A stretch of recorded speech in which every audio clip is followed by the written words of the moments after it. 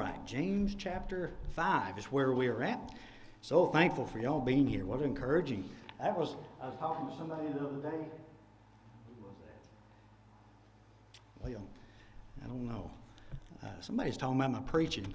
And I told him, look, I've got to get on myself quite a bit before I'm willing to stand up and say that to anybody else. So I was encouraged by that lesson. I was really encouraged when I told Brittany what I was going to preach on. She said, that's pretty good. So always a good green light from her. I kind of know it'll be a little bit better sermon. And usually when you can write them in about 10 minutes or so, it flows a little easier and you think, well, that might be a good one. But anyway, I hope that is encouraging. Again, not pointing fingers at anybody.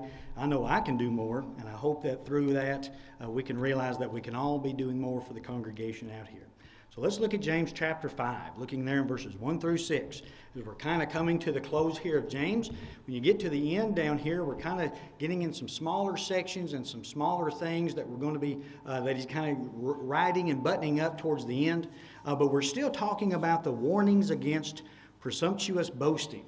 So when we think about that idea of presumptuous is kind of going beyond what we have control of. So last week we talked about that there was danger in talking about how we had a certainty of future, that we don't need to be going around talking about how we will go and we will buy and sell and we will get gain and all of those things, because our life is a vapor. It's just as here for, again, not just our life, but you, right? Individually, we all, individually, we're here for a little while and then we vanish away. So just as quickly as we're here, quickly we go away. And that's what Brittany and I were talking about the other night. Lord willing, having a birthday coming up towards the end of the year. And I was telling her, I said, it's hard to think that I'm getting that age, but time marches on nonetheless. So just as quick as we got here, all right, we'll leave. So let's look at the warning with judgment against the oppressive rich. So what we're going to talk about in these 6 verses is we're going to talk about how these rich individuals were oppressing the poor, their workers, and how they were getting their money, and how it's going to kind of come to nothing. So a good set of verses here, I think very encouraging to us. Now it seems to, I'm getting ahead of myself here. Let's look here in verse 1, James chapter 5, verse 1, Go to now, ye rich men, weep and howl for your miseries that shall come upon you. So when we're looking at this, many men, they do not think that this is referring to Christians in this passage. Now, can this apply to rich members of the congregation who are living their life like this, and they say, all right, look, we're taking advantage of individuals. We need to do better. Can that be applied? Absolutely. But what we seems like, because we talked about them a little bit more, the rich individuals in the congregation, that these may be talking about the rich people out in the world, and the comfort is to the Christians that are being oppressed. And I think that flows a little better with this, that it's not necessarily saying you rich Christians that are in the congregation weep and howl. It's more or less saying you oppressed Christians who are going through these things understand that these wicked masters are going to get what's coming to them. I think the context of the letter really does go to that a little bit more.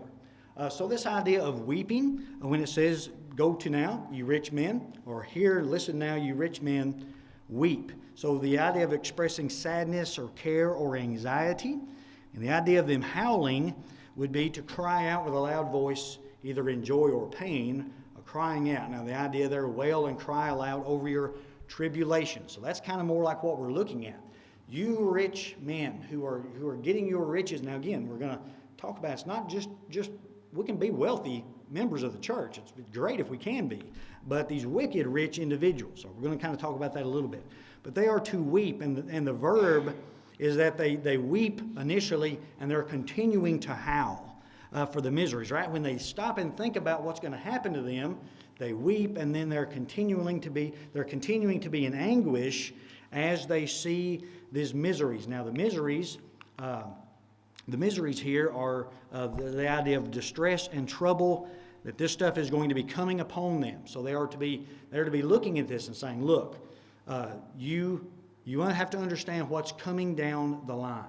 Now, again, as James, we made the point there, it does not appear that he is referring to the rich Christians in this passage they are weeping and howling for what is coming to them. So these individuals, they're being oppressed, and they're getting it by very wicked ways, as we'll note here in just a few moments in verses 4 and following, that they're kind of cheating these individuals from their money. So they're getting their riches through corruption. Now, if you'll turn, if I've got it on turn with me to 1 Timothy chapter 6. So that's probably a passage that maybe some of y'all are already going to in your mind. 1 Timothy chapter 6. 1 Timothy chapter 6. All right, what about rich? Again, this is kind of why I kind of lean toward the fact that maybe he's not talking about rich Christians, but just rich men of the world in general. Notice there we find that saying that many of us are familiar with in chapter 6, verse 10. 1 Timothy chapter 6, verse 10, "For the love of money is the root of all evil, which while some covet after, they have erred from the faith and pierced themselves through with many sorrows." So it's important to note, because sometimes you get into people who'll say, money is the root of all evil, right? You probably heard somebody make a remark like that. Money is the root of all evil. Well, money is not. It's the love of money. And I think it's important for us to distinguish between that. It's the love of money. If my sole purpose in life is to get more and more money, notice how it says that what that does to the righteous people, they have coveted after, and they have erred or strayed from the faith and pierced themselves through with many sorrows, right? A lot of unnecessary sorrows those individuals are going through. That is needless. But continue reading down in verse 17. Let's notice what 17 says there in the same chapter. 1 Timothy chapter 6, verse 17, "Charge them that are rich in this world, that they be not high-minded, nor trust in uncertain riches, but in the living God, who giveth us richly all things to enjoy. That they do good, and that they be rich in good works, ready to distribute, willing to communicate, laying up in store for themselves a good foundation against the time to come, that they may lay hold on eternal life." So Paul telling Timothy there, talking about it's the rich people, as long as you're handling your money correctly, that you're fine. And again, it's important for us to realize that the rich Christians can do a lot of good. You think about organizations like Freed Hardeman over there, the college. I know when we go to those fundraisers and things, because the church does support the work there, we think of all the good that can be done from people who are contributing, right, that are contributing to the work there. So it's good for Christians to have money, as long as we're handling the money correctly. And we're not putting our trust in that, as we will see here in just a moment. So it's good to have money, right? Good to have that, as long as you're doing good work with it. So these rich men, though, they're not doing good work. The rich men, they are weeping and howling because of what's about to happen to them, because they are not using their money correctly. So when we look in verse 2, go back, flip over to James there. James chapter 2. Or James chapter 5, verse 2, sorry. James chapter 5, verse 2. "Your riches are corrupted, and your garments are moth-eaten." So pretty straightforward, that idea of corruption I found interesting, that your riches are corrupted, they decay or they rot. The term is used of a vine creeping along on the ground bearing rotten fruit. So this great riches that you've laid up, they're really corrupted, right? Your riches are corrupted, your garments are moth-eaten. So that's probably not as common a thing as maybe it used to be in times past. Have to have the mothballs in certain chests and things like that in boxes, because the moths would come in there and eat holes in your clothes and things like that. But they have trusted in their riches. And again, in the garments, we think about that today. Many of us have closets full of garments, but back then a garment was really a big deal. And if you had multiple garments, you were really living life very well, because many people did not have multiple sets of garments, but they were putting their trust in these things, right, in their riches and in their garments, and they wouldn't last, right? We think about that today. That the things that we have today, we place so much security, right? We say, well, I've got my good house, I've got my good car, I've got money in the bank, I've got a few things handed down, I've got my possessions. And we put stock in that, and we put value, and we say, all right, this is going to help me, that gives me security. But really, if you'll turn with me over to 2 Peter, just a few pages over to 2 Peter chapter 3, looking there in verses 10 and 11, as Peter is talking about the destruction of the world, 2 Peter chapter 3. And really, friends, when we think about it like this, but the day of the Lord will come as a thief in the night, in which the heavens will pass away with great noise, and the elements shall melt with fervent heat. The earth also and the works that are therein shall be burned up. Seeing then that all these things shall be dissolved, what manner of persons ought ye to be in all holy conversation and godliness? So if I'm putting my stock in gold, or I'm putting my stock in my possessions, really, what's going to happen at the end of the world? It's all going to be burned up, right? It's going to be nothing. That they will not help me one bit at all as I go through my life. Now, again, kind of like we talked about last week, is it all right to lay back in store? Yes.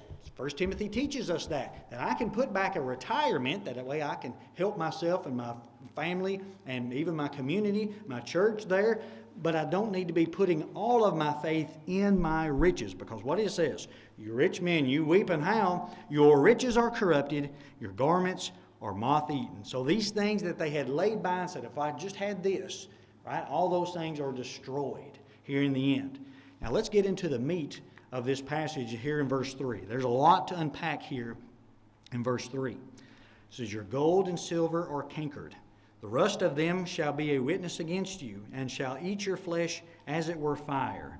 You have heaped treasure together for the last days. So let's kind of look at this verse. The idea of cankered and rust I found very interesting. So the idea that it becomes rusty or tarnished and corroded. The rust, notice it says gold is praised for its rust proof, but if not adequately refined or subject to chemical pollution, some metals and gold objects can be subject to oxidation. So I don't know if I'm reading too much into that or not. I think there's a nugget in there if we dug a little more. But the idea of this gold and silver not being pure, because when it talks about it shall eat your flesh as it were fire, that fire is a refining type fire that would purify something. So I don't know, there may be a nugget into that. I'm not sure exactly, but maybe looking a little too hard into that, trying to pull something from it. But nonetheless, this gold and silver, if it's cankered and if it's rusting, then it wasn't as good, right? But many look at that and say that this gold and silver is cankered and rusted because they sat it back and they didn't do anything with it, right? So we think about people like that. I've got all this money. We've known people like that. I have personally. They have all this money and they don't do anything with it, right? It just sits there. And I appreciate, like Mr. Harold, he's right with the money of the church. He said, we're not in the banking business, and he's 100% correct. The church is not in the banking business. We are to be using the Lord's money wisely, right? We can't just be squandering it away, but we're not in the banking business. We don't want the judgment to come and us have tons of money in the bank and not doing anything with it. So we're not in the banking business. I appreciate him for saying those things. But individually, right, we say, all right, what am I doing with my money? It's come to nothing, right? It's laid by. I could have helped the poor, and that's what we're talking about. The rich individuals here, right? And they're oppressing the poor. They're ripping them off, essentially, what we would say here in Tennessee, and they're hiding it back, and they're not even helping those individuals. So instead, they're hiding this money back. It's become cankered, it's become rusted, and it's going to be a witness against them. Well, I haven't got down there yet. All right, the witness, all right, it's going to be a testimony. It's going to be proof of the way that you have lived, because we see this money, it's sat back, it's rusted, and it's doing this. So this idea of this fire, again, we made the point, an earthly fire as an important element in creation, so this regular fire, but some men tend to lean to that, to a testing fire. So this purifying fire, burning off these impurities, it's going to test you. And when these things come about, as we talk about here in just a moment, when all this is revealed, it's really going to be that purifying fire that you could put on this face, but in the end, what we're going to get down to is what you're really about. You're really a miser. We probably don't use that word very often, but that's kind of what it is, right? For those my age or around that, Scrooge McDuck, right? He had that big vault of money. We think about that, right? He's a miser. He's tight on his money. So the idea there that's going to show me for who I really am at the end of the world. I could put on a face, but really I've laid up all this treasure and it's going to be my demise. So again, the idea of eating your flesh as it were fire, it's a testimony against you. You'll be purified down to what you really are. And notice there that we have reaped we have heaped, treasures together for the last days. Now, the last days, this is not the end of the world, because it's not the judgment day, because it's only going to be one day. It's not days. It seems to be that they are laying up this treasure for an old age, all right, to last them for the extent of their life.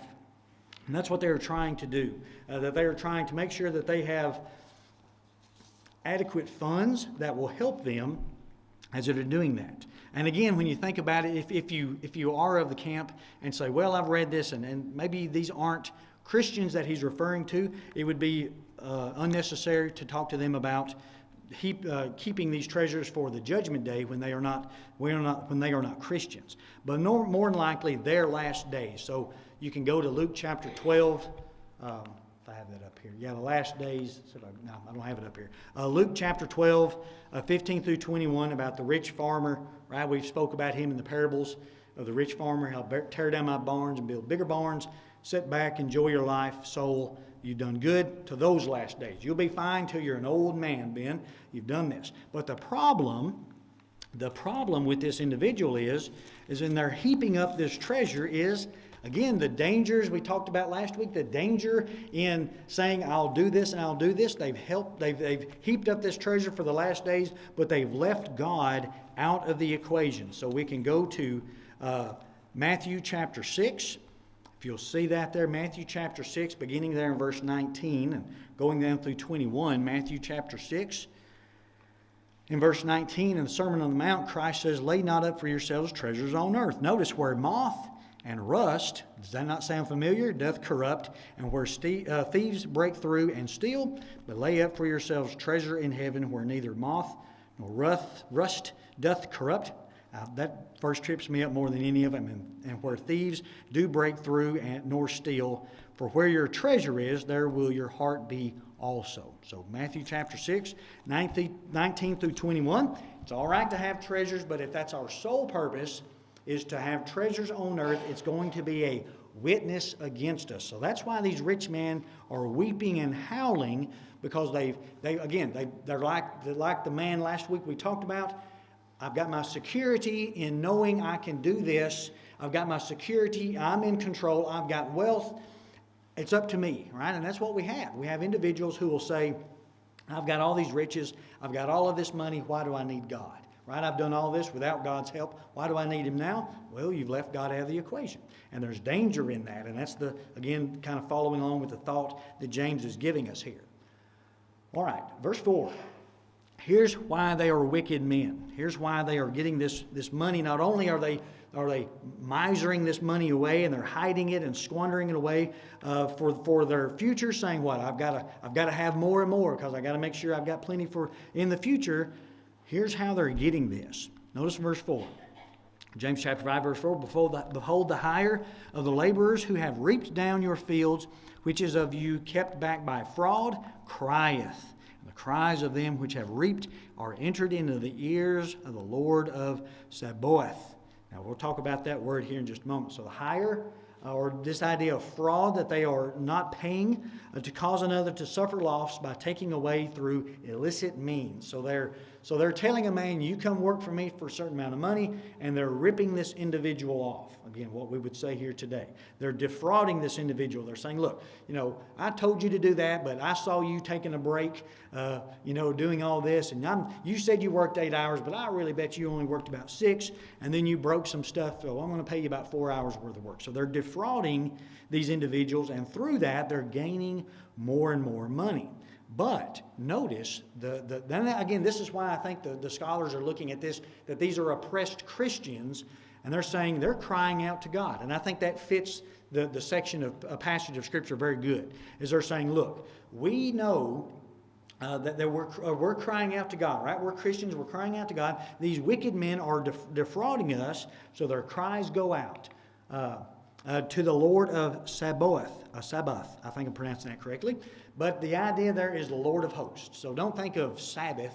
Sometimes I would read that in a hurry. That is not the Lord of Sabbath talking about that, but it's the idea of the Lord of hosts. So that kind of Hebrew word translated over into the Greek, the Lord of hosts. So our cries. Now that should be very comforting to everybody in here as a Christian, that means that God can hear my cries, right? When I'm going through certain things in my life, when I feel like I don't have anybody else, when everything's against me, maybe it's your job. We've been in those situations, right? Where we think, well, if I just had a better job, this job is just horrible. We cry out to God. It's comforting to know that God hears me, right? God hears my prayer, and that's what we're understanding through this passage of Scripture. Now, we're going to talk a little bit more about prayer as we continue on, so kind of keep that in the back of your mind. All right? So you can jot these down for time's sake. We won't read these, but when we talk about the relationship between, let's just say for Bible text, master and servant. We understand that's not the way it is today. It's employer and employee, but the principles can still be applied. But when you go to these passages, all of these talk about how the servant or the worker is to treat the individual employing them. And again, how those who are employing these people are supposed to treat their workers. So we see from these passages, again, I'll give you some time to jot those down.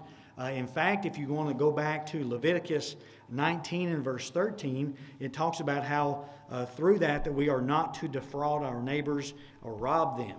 The wages of him that is hired shall not abate with thee all night until the morning. The law and the Mosaical law there in Leviticus says you're going to give your hired his money that night, right? Don't save it for in the morning because he may need it, if you're reminded of that from our Leviticus study on Wednesday night. So say, all right, I've got to give them their money. I've got to treat them well. And in these passages, we see that they are to be treating their masters well and the same. But not that every master was treating their servant or these hired people the same. There were people who were taking advantage of those individuals. So they were evil masters.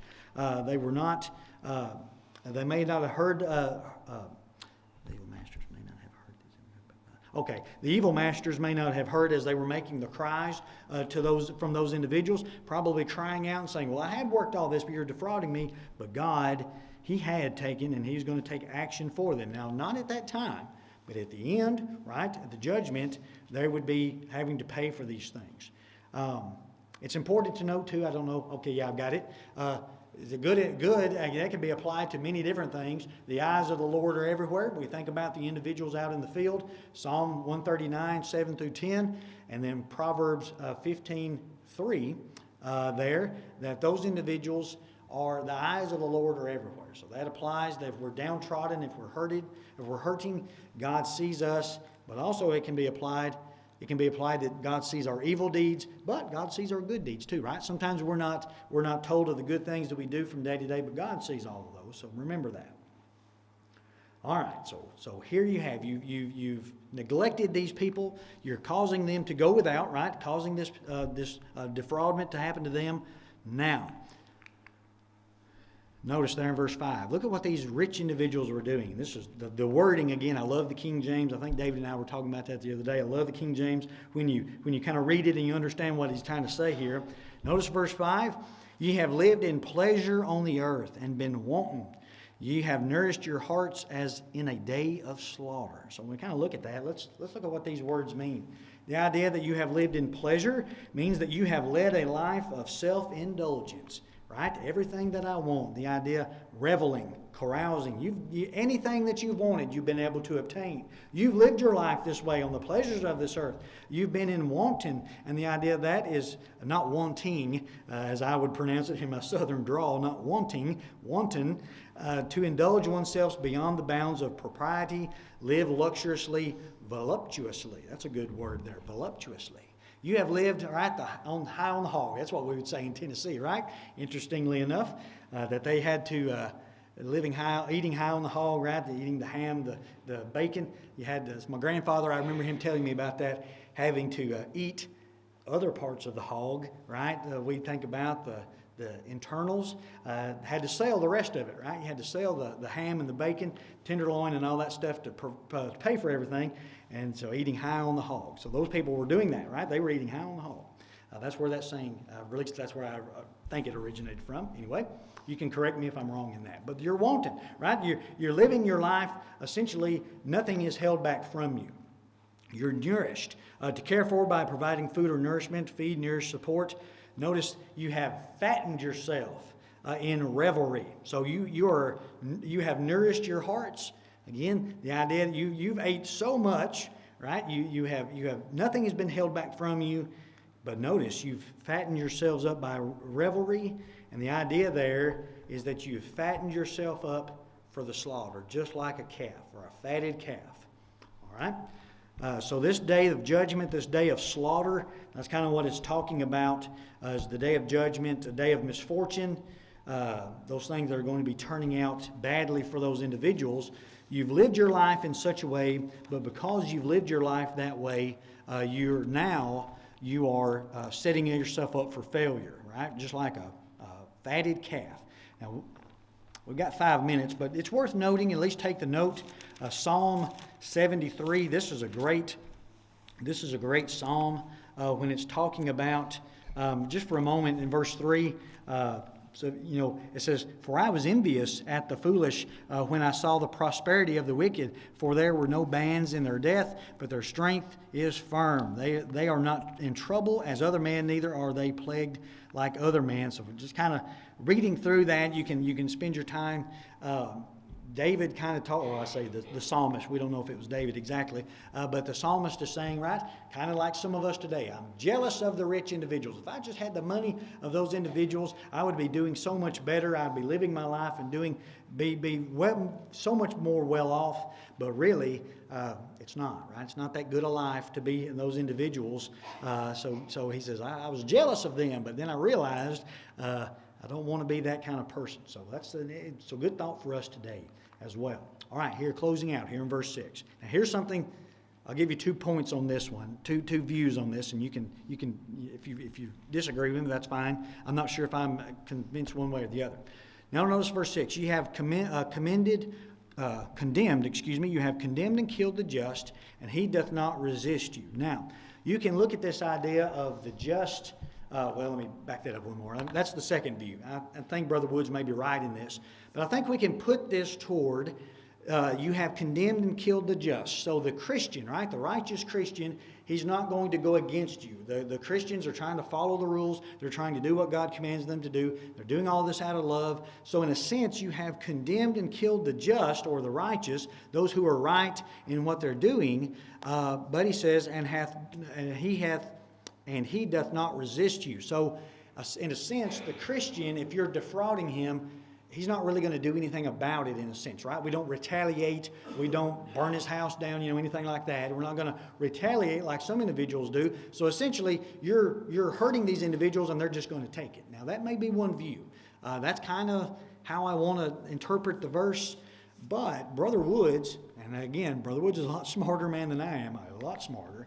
He says that you can apply this verse, he believes, in reference to Jesus, that you have condemned and killed the just. Now, what he's getting at with this is that Jesus was condemned, he was killed by evil, hateful men, and he was just, he was righteous, and he says, and the singularity there, doth not resist you. So the idea that Christ was carried up before his tormentors, and he was whipped, he was flogged, he was beaten, he was spit upon, he had the crown of thorns placed upon him, he was crucified, and he did not resist. Brother Woods' idea is that if we're supposed to be Christ-like, and if Christ would even do that, then we can do that ourselves. That if Christ is willing, we talked about this back when we were talking about Christ, the relationship that we have with Christ, how we view him, that he's the creator of the universe, everything's held together by him. And if we look at Christ and say, all right, Christ, he came to earth, he suffered and died, and he went through all of that. And if he can do that, and he did not resist them, then even I can do that. And Brother Woods may be onto something there. Again, he's a lot smarter looking at all that stuff than I am. But I think it could be applied both ways. I don't think we're misapplying it if we say that as Christians, oftentimes we do not resist, we just kind of go with it. In fact, probably just quit the job and go somewhere else. If we're in a position like that, we just kind of say, all right, well, I'm not going to sue the person. I'm not going to knife his tires or anything crazy like that. I'm just going to quit. I'm just going to go on. So you condemn and you kill them, and he doesn't resist you. I think it could be applied that way. Ultimately, it could be applied to Christ, that he was able to do that as well. And again, if Christ can do it, I can do it as well. I think that's all I've got. All right, any questions or comments there? James 5, 1 through 6. Again, we're kind of getting to the end here.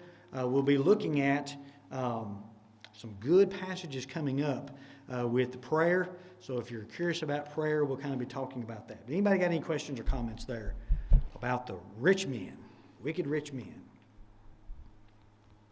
All right, remember, you can be rich. Just make sure you're adding God into your equation, and make sure you're not defrauding anybody that needs it. Right? Go through those passages that Paul would write about and Peter about how we need to be treating those who we are hiring. All right, so good to see so many of you here again this morning.